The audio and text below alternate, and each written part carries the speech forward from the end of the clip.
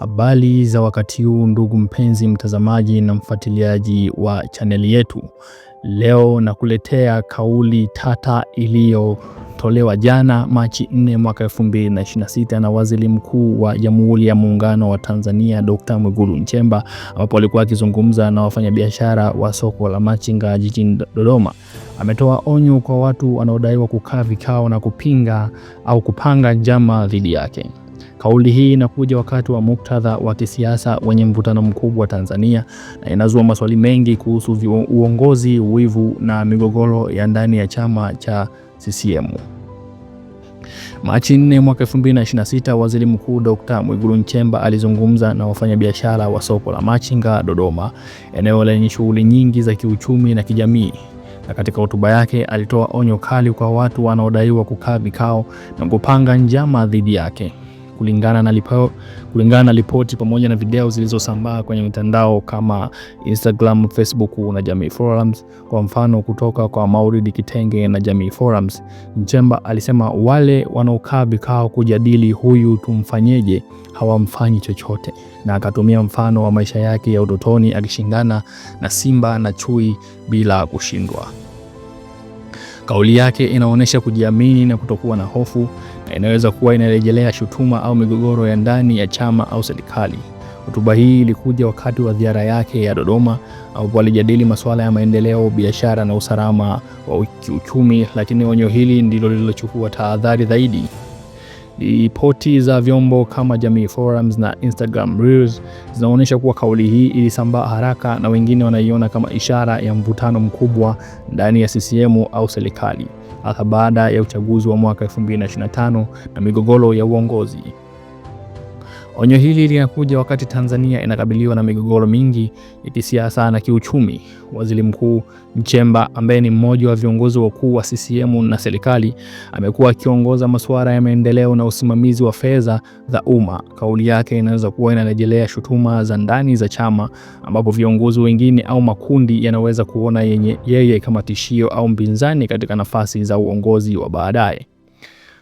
Katika wiki chache zilizopita, kuanzia Februari mpaka Machi mwaka 2026, kulikuwa na shutuma za wivu dhidi ya Nchemba. Kwa mfano, mwandishi wa habari Pascal Mayala alidai kwenye kipindi cha Jambo Asubuhi kuwa Nchemba alichukizwa au kuonea wivu viongozi wa staafu kama Kassim Majaliwa, Philip Mpango na Joseph Warioba na Mizengo Pinda walipewa kuwa wakishangiliwa kwenye mazishi ya Kardinali Pengo Februari mwaka 2026. Shutuma hii ilisababisha bodi ya ithibati ya waandishi wa habari JABU kumpa Mayala saa 24 kuthibitisha madai yake, na ikazua mjadala mkubwa kwenye mitandao pamoja na vyombo vya habari. Kauli ya Nchemba Machi 4 inaweza kuwa majibu au kuonyesha mvutano unaoendelea, ambapo kuna muktadha mpana baada ya uchaguzi wa Oktoba mwaka 2025 ambapo Rais Samia Suluhu Hassan alishinda kwa kishindo.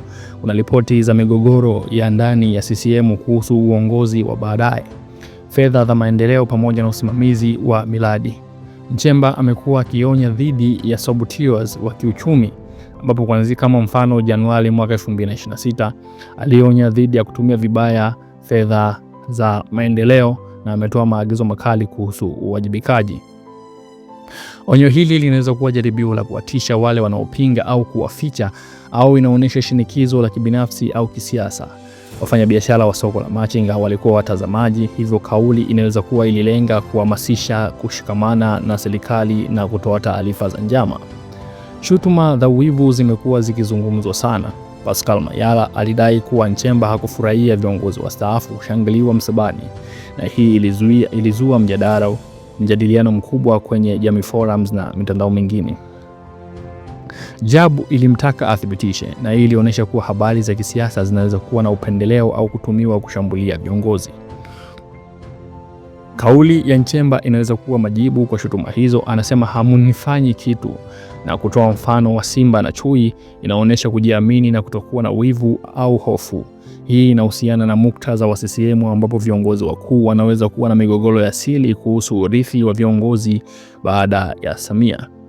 Nchemba amekuwa akiongea kuhusu umoja na kutoruhusu ufa wa kubaguana kupitia Instagram post Machi mwaka 2026, na ametoa onyo dhidi ya wengine wanaotaka kugawa nchi au chama.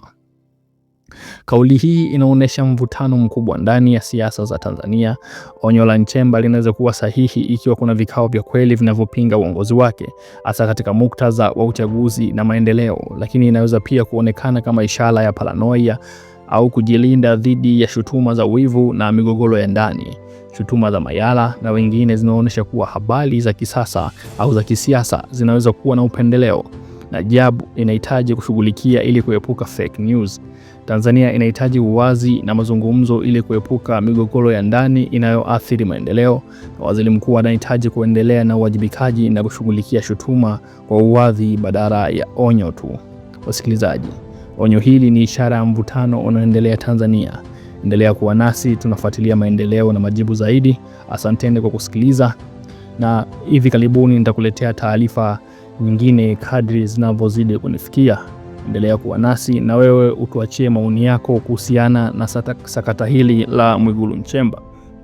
Je, unaichukuliaje kauli yake ya kuwa hamtishi mtu na agopi mtu?